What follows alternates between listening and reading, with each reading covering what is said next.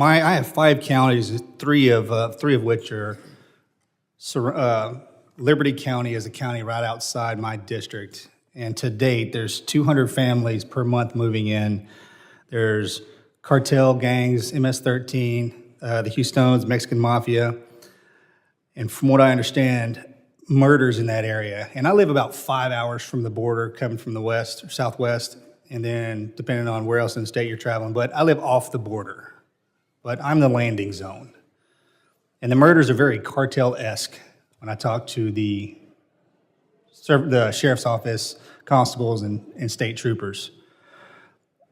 Ms. Cantu, you mentioned earlier that, and maybe it's my fault, but I haven't had the opportunity to chat with anybody that's walking that line. And you said earlier that they have the way to close the border. Now, depending on who you're talking to, is the border open, is the border closed? The border is what it is today. What we have, if it's open, it's closed, we have this problem. Can you rattle off a couple of bullet points that your husband and your brother and everybody are talking about that we can get our heads around? Because maybe it's just we're not hearing it correctly. Yes, thank you for your question. First and foremost, and if it's fine if you don't, I can appreciate that. I'm sure it's pretty complex, but if no, it's not. It's just coming up with the order. Remain in Mexico. That deters all the traffic from a lot of other countries, obviously not from Mexico. That slows down this traffic, those Russians, Chinese, all these people from these countries that are not really fond of our country. Another option would be to asylum seekers we can do customs asylum judges and have asylum seekers go through the PO, through the point of entry. If once you remain in Mexico, the traffic slows down. This gives Border Patrol agents the ability to either help with asylum seekers by being asylum judges, or they can also perform the interviews for these kids that are being crossed. Again, as soon as you put in that remain in Mexico policy, the traffic slows down immensely. That gives Border Patrol agents more time to fully focus, because right now, the only thing that happens is these stations are just bus stops.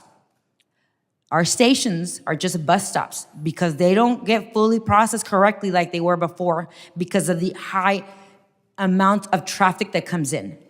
Before, I could have conversations with my husband telling me how, he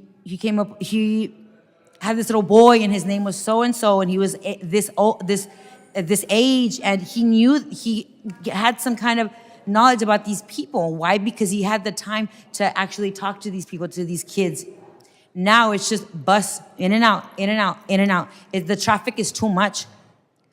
Even if you do try to hire more agents, with all due respect, a lot of guys don't want to be agents right now.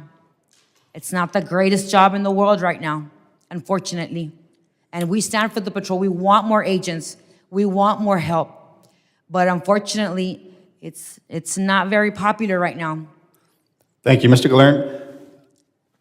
Did I say that right? Yes. Thank you. Hearing what you're hearing from the other side, and can you give me some idea of why you said 5,500 children are missing, but we have the number 85,000 that's floating over the top of our head? If the policies are in place and the procedures are being followed, why do we still have these problems? Can you answer that question for me? So our view is that those 85,000 are probably not missing. That what's happened is... Yes, sir. Yeah, you've said that a couple times. And so I think our view is that if steps were not taken to diligently look at backgrounds of sponsors, they should be, and that's something that needs to be fixed, and I think HHS is looking into it and has taken steps. But my assumption is that those children are not missing. Sponsors just don't want to answer the phone from a government agency. And given the time frame that this current administration has been in place from the previous administration, have rules been changed in a way to make this more streamlined and beneficial for those coming across? I think that there have been changes. Some are restrictive. I don't know that any have been particularly streamlined as far as I know. I guess my concern is if that's the case, then what seems to be the problem? Because if the numbers that are coming across, hey Josh, will you back up a bit?